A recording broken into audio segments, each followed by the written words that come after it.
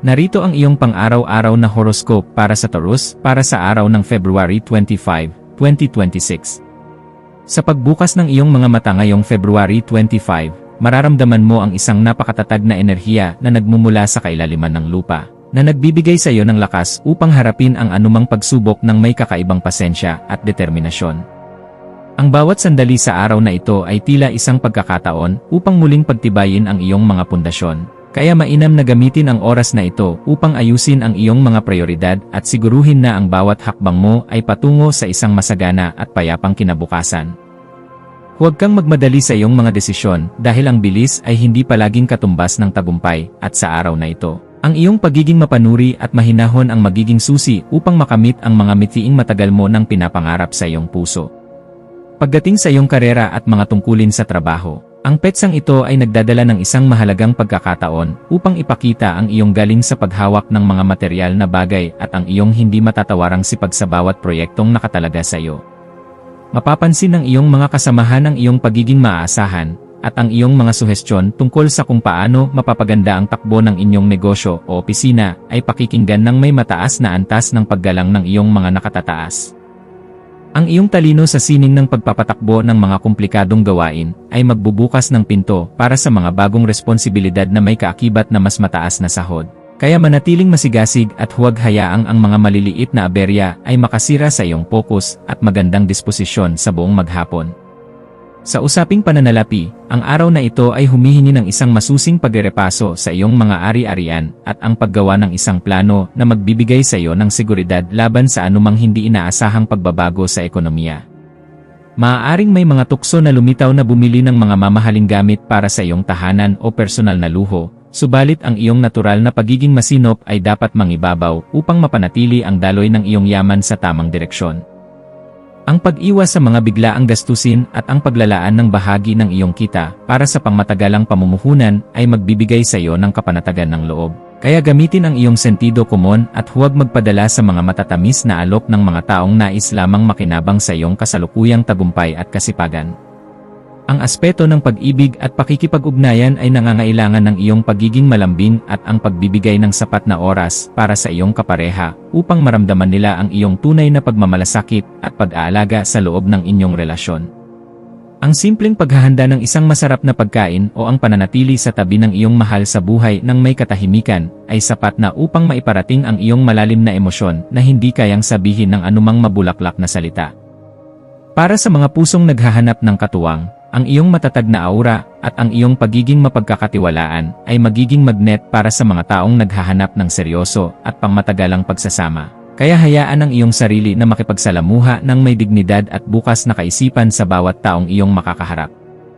Ang iyong kalusugan ay dapat maging isa sa iyong mga pangunahing prioridad sa pamamagitan ng pagbibigay ng sapat na atensyon sa iyong kinakain at ang pag-iwas sa mga pagkaing masyadong matataba o matatamis na maaaring magdulot ng pagkabagal ng iyong metabolismo. Ang iyong lalamunan at lieg ay maaaring maging sensitibo ngayon, kaya makabubuting uminom ng maligambam na tubig at iwasan ang sobrang pagsigaw o paggamit ng boses sa mga usaping hindi naman kailangan. Ang paggawa ng mga mahinahong ehersisyo, gaya ng paghahalaman o paglalakad sa gitna ng kalikasan, ay makakatulong upang manumbalik ang iyong sigla, na magbibigay sa iyo ng lakas na kailangan mo upang harapin ang mga hamon ng maghapon ng may ngiti at positibong pananaw sa buhay. Sa iyong pakikipagkapwa-tao, ang iyong pagiging tapat sa iyong mga prinsipyo, at ang iyong hindi matatawarang integridad ay magbubunga ng mas malalim na respeto mula sa mga taong nakapaligid sa iyo sa bawat sandali. May isang kaibigan na maaaring lumapit sa iyo upang humingi ng tulong o gabay sa isang seryosong bagay, at ang iyong praktikal na pananaw ay magiging susi upang matulungan siyang makabangon mula sa isang maling desisyon na kanyang nagawa sa nakaraan. Maging mapagmasid sa iyong mga paligid dahil ang bawat pakikipagpalitan ng kaisipan ay nagdadala ng bagong karunungan na maaari mong gamitin upang mas lalo mo pang mapabuti ang iyong pakikitungo sa iba't ibang uri ng personalidad na iyong nakakasalamuha sa araw-araw. Ang iyong malikhaing isipan ay magkakaroon ng kakaibang kislap sa hapon, lalo na sa mga gawaing may kinalaman sa sining, arkitektura, o anumang paraan ng pagpapaganda ng iyong kapaligiran na sadyang iyong kinagigiliwan simula pa noong bata ka. Huwag mong ikubli ang iyong mga talento dahil ang iyong mga gawa ay may kapangyarihang magbigay ng inspirasyon at kagalakan sa ibang tao na nakakakita nito, at ito ay magsisilbi ring paraan upang mailabas mo ang iyong mga damdamin. Ang pagbuo ng isang bagay mula sa iyong imahinasyon ay hindi lamang isang libangan kundi isang paraan upang mapanatili ang balanse ng iyong isip at kaluluwa sa gitna ng isang napakaabalang mundo na puno ng ingay at mga distractions. Para sa pamilya, asahan ang isang kaganapan sa loob ng tahanan na mangangailangan ng iyong katatagan bilang haligi ng inyong pamilya upang mapanatili ang kaayusan sa gitna ng mga pagbabagong dumarating sa inyong pamumuhay.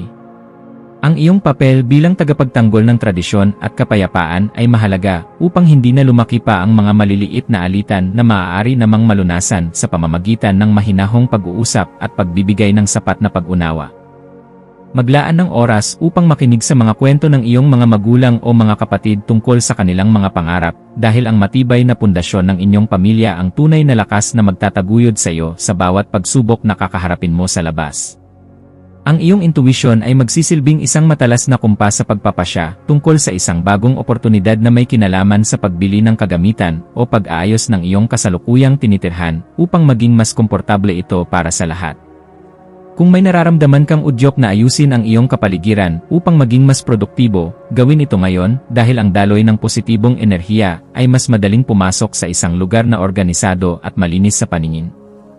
Ang iyong panloob na boses ay malakas na nagpapaalala na handa ka na para sa isang bagong antas ng pamumuhay, kaya pakinggan ito, at huwag hayaang ang mga pag-aalinlangan ng ibang tao ang humadlang sa iyong pag-unlad at personal na kaligayahan.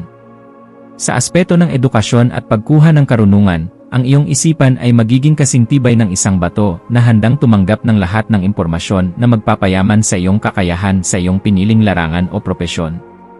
Gamitin ang panahong ito upang magbasa ng mga aklat tungkol sa pamamahala, agrikultura, o sining dahil ang mga ito ay sadyang makakatulong sa pagpapalawak ng iyong pangunawa sa kalikasan ng mundo na ating ginagalawan. Ang bawat bagong kaalaman na iyong matututunan ay magsisilbing hiyas sa iyong korona ng tagumpay, kaya huwag kang titigil sa paghahanap ng katotohanan hanggang sa marating mo ang ganap na kalinawan ng isip na matagal mo na ring hinahangad. Iwasan ang pagiging masyadong mahigpit sa iyong sarili kapag may mga bagay na hindi nangyayari ayon sa iyong gusto o sa iyong takdang oras na inilaan para sa iyong mga gawaing bahay o trabaho. Ang pagtanggap sa katotohanan na may mga bagay na sadyang hindi mo kayang kontrolin ay magbibigay sa iyo ng kalayaang mag-focus sa mga bagay na kaya mong baguhin ng may dangal at integridad sa iyong puso. Maging mabait sa iyong sariling pagkatao gaya ng pagiging maalaga mo sa mga taong nasa ilalim ng iyong pangangalaga. At makikita mo na ang iyong landas patungo sa tagumpay ay mas magiging magaan at puno ng kagalakan sa bawat hakbang na iyong gagawin. Ang iyong espiritual na aspeto ay nangangailangan din ng pagkalinga sa pamamagitan ng paghahanap ng sandali ng katahimikan upang muling makakonekta sa iyong banal na gabay na nagbibigay ng direksyon sa iyong buhay. Ang pagninilay tungkol sa iyong mga tunay na layunin sa mundong ito ay magbibigay sa iyo ng sagot kung bakit kailangan mong dumaan sa mga mahihirap na sitwasyon upang mas lalo mo pang mapalakas ang iyong kalooban.